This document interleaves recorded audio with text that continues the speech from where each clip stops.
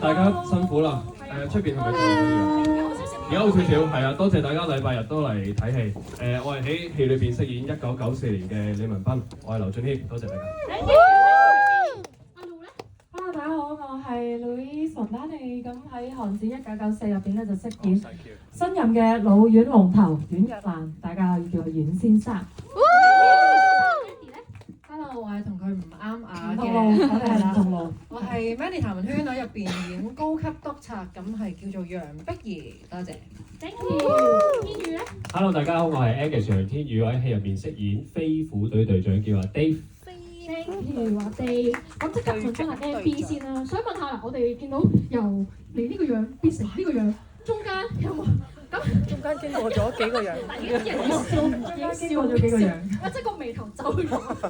想問下有冇啲因為之前都阿梁家輝先生個演出都好深刻印象嘛，大家都。咁你有冇攞咗啲咩 elements 擺落你而家呢個演出嗰度咧？有㗎。大家係咪都有睇過《寒戰1、2》啊？有。咁大家對家輝哥嘅演繹，我諗比較深刻嘅都係好似有時覺得佢又係好人啦，有時又好似唔係好好啦，又好老謀深算啦，又識得操控權力啦，即係佢係一個咁嘅人嚟嘅。咁呢啲嘢咧，我就全部都唔跟嘅。點解咧？因為我覺得咧，94年嘅李文斌咧，同導演有一個共識咧，就係佢嗰陣時都仲係一個懷住初心嘅人嚟嘅，咁就係想保護身邊嘅人。咁但係套戲而家睇嘅94啦，其實之後仲有95㗎。咁好快會見到大家㗎啦。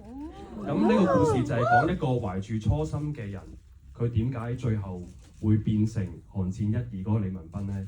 咁所以呢個就係我同導演嘅心思啦。大家等下95好快見你哋㗎。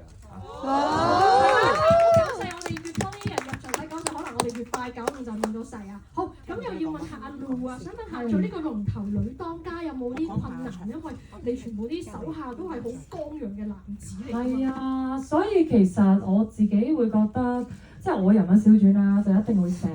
其實阮若蘭係真係喺龍蛇混雜嘅男人堆之中成長。咁其實導演之前同我傾嘅時候咧，係會話佢有一個哥哥1、2個咁樣，但係佢哋就唔係咁掂啦。咁爸爸咧就將呢個位俾咗我。咁所以其實新任嘅龍頭咧都唔易做啊，都孭住咗好多責任啦。同埋其實成套戲每一個角色咧，佢哋都係不斷咁做緊唔同嘅選擇。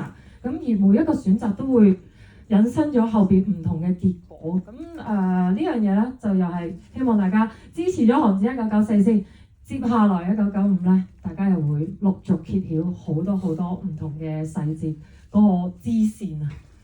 好，thank you，老院嘅龍頭。